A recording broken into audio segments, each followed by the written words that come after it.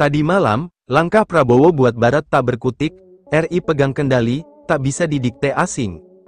Pemirsa, Uni Eropa kian gencar melakukan lobi-lobi diplomatik melalui berbagai cara diplomasi untuk mendapatkan kembali mineral-mineral mentah dari Indonesia. Indonesia sendiri tampaknya semakin mengukuhkan posisinya sebagai negara industri yang berani mewujudkan hilirisasi melalui Presiden terpilih Prabowo.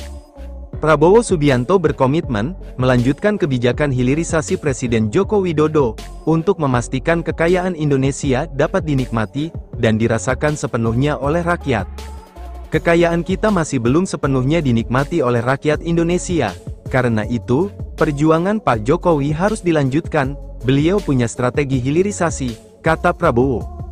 Melalui hilirisasi, kata dia, kekayaan alam Indonesia nantinya dapat diolah di Indonesia, sehingga memberi nilai tambah bagi negara.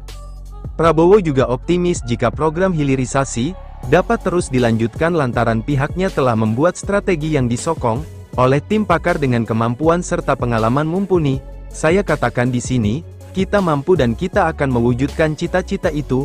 Kita punya strategi yang tepat, kita sekarang punya tim pakar yang terdiri dari orang-orang yang paling capable, pintar, dan berpengalaman di seluruh Indonesia, katanya. Dan kita sudah membuat suatu peta, yang kita sebut strategi transformasi bangsa. Kita akan melompat menjadi negara makmur, itu rencana kita, ujar dia menambahkan. Prabowo Subianto mengatakan, Indonesia harus menjalankan hilirisasi, dan kekayaan alam ini harus kita jaga dengan hilirisasi. Dalam berbagai forum, Prabowo memang kerap kali mengatakan hal baik saat hilirisasi, dan di masa pemerintahannya Prabowo mengatakan, akan terus mengupayakan penyempurnaan pada hilirisasi. Tentunya ini akan membuat negara kita kian-kian makmur dan rakyat kita akan merasakan kemerataan dalam hal kesejahteraan.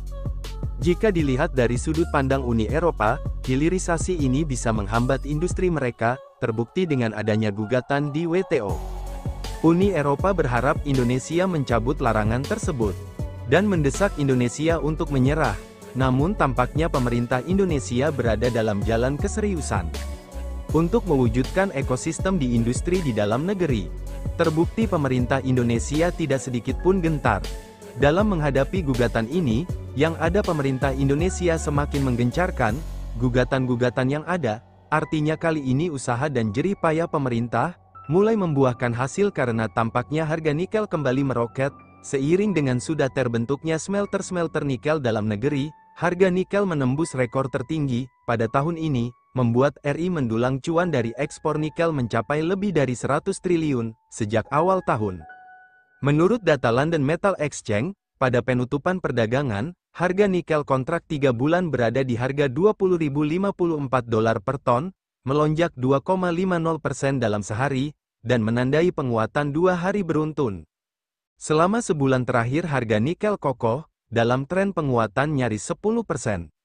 Saat ini harganya sudah mencapai level tertinggi 2024, dan mendekati posisi tertingginya yang pernah diuji pada pertengahan September tahun 2023. Tadi malam, langkah Prabowo buat Barat tak berkutik, RI pegang kendali, tak bisa didikte asing. Pemirsa, Uni Eropa kian gencar melakukan lobi-lobi diplomatik melalui berbagai cara diplomasi untuk mendapatkan kembali mineral-mineral mentah dari Indonesia. Indonesia sendiri tampaknya semakin mengukuhkan posisinya sebagai negara industri yang berani mewujudkan hilirisasi melalui Presiden terpilih Prabowo. Prabowo Subianto berkomitmen melanjutkan kebijakan hilirisasi Presiden Joko Widodo untuk memastikan kekayaan Indonesia dapat dinikmati dan dirasakan sepenuhnya oleh rakyat.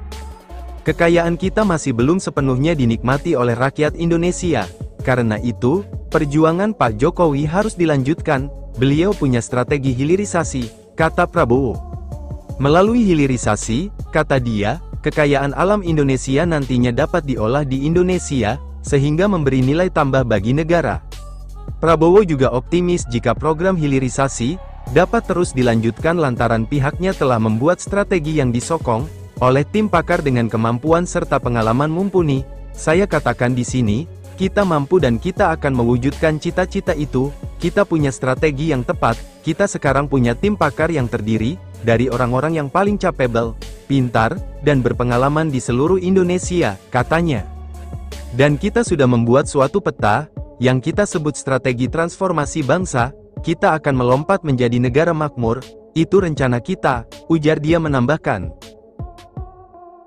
Prabowo Subianto mengatakan, Indonesia harus menjalankan hilirisasi, dan kekayaan alam ini, harus kita jaga dengan hilirisasi.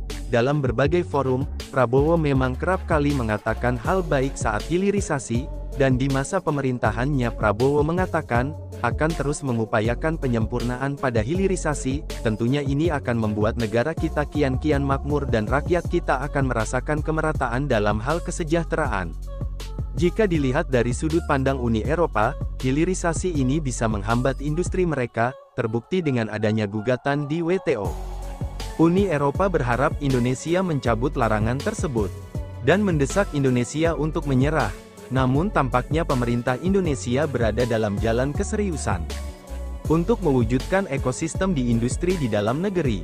Terbukti pemerintah Indonesia tidak sedikit pun gentar dalam menghadapi gugatan ini, yang ada pemerintah Indonesia semakin menggencarkan gugatan-gugatan yang ada, artinya kali ini usaha dan jerih payah pemerintah mulai membuahkan hasil karena tampaknya harga nikel kembali meroket, seiring dengan sudah terbentuknya smelter-smelter nikel dalam negeri. Harga nikel menembus rekor tertinggi pada tahun ini, membuat RI mendulang cuan dari ekspor nikel mencapai lebih dari 100 triliun sejak awal tahun.